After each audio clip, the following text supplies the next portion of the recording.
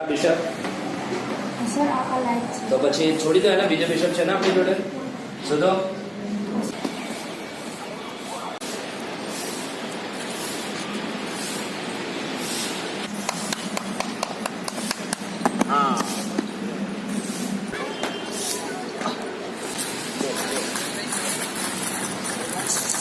મારું નામ દિનેશ પંડ્યા છે અને હું છેલ્લા 30 વર્ષથી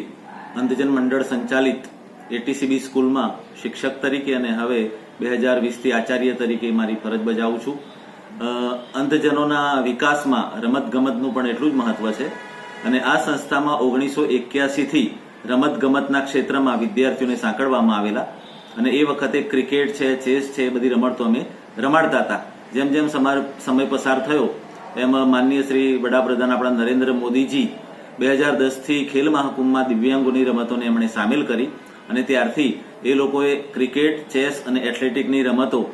દર વર્ષે આખા ગુજરાતની બધી જ સંસ્થાઓમાં જે પ્રજ્ઞાચક્ષુ બાળકો ભણે છે એ બધાને એ લોકો રમાડે છે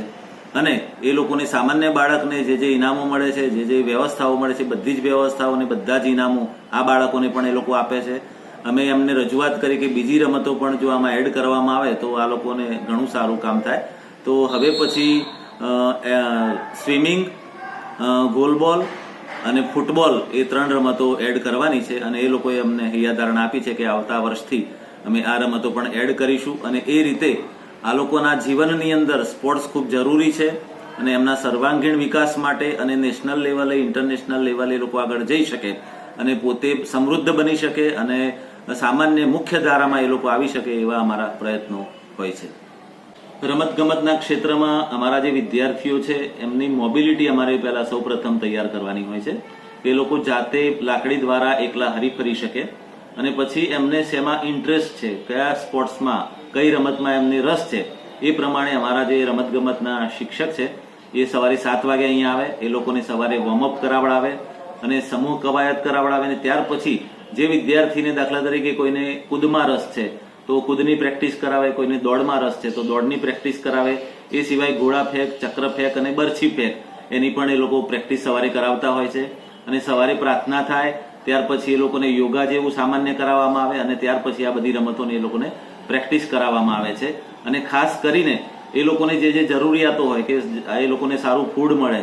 કારણ કે આ એમનું શરીર સૌષ્ઠવ પણ રમતગમત માટે તૈયાર હોવું જોઈએ એટલે એ લોકોને એ બધી સવલતો પણ અમે પૂરી પાડીએ છીએ. એ સિવાય જે રમતગમતના સાધનોની જરૂરિયાત હોય, દાખલા તરીકે ક્રિકેટ છે તો ક્રિકેટમાં સ્ટમ્પ, બેટ, બોલ, આ લોકોનો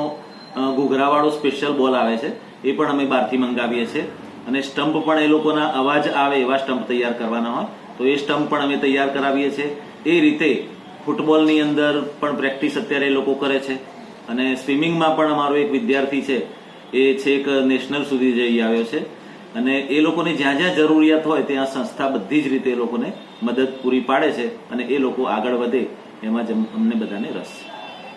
પ્રજ્ઞાચક્ષુઓ રમતગમતમાં આગળ જાય એ જ સંસ્થાનો મુખ્ય હેતુ છે અને એ લોકોને મુખ્ય ધારામાં લાવવાની વાત છે. જેવી રીતે સામાન્ય ખેલાડીઓ નેશનલ લેવલે, ઇન્ટરનેશનલ લેવલે પોતાનું નામ બનાવે છે,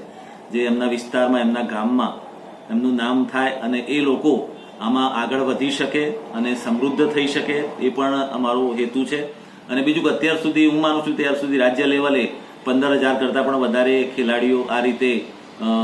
સ્પોર્ટ્સમાં ને બધામાં આગળ વધ્યા છે. અમદાવાદની વાત કરીએ તો અમદાવાદમાં પણ 7,000 કરતાં વધારે ખેલાડીઓ દર વર્ષે આમાં આગળ વધે છે અને ભાગ લે છે.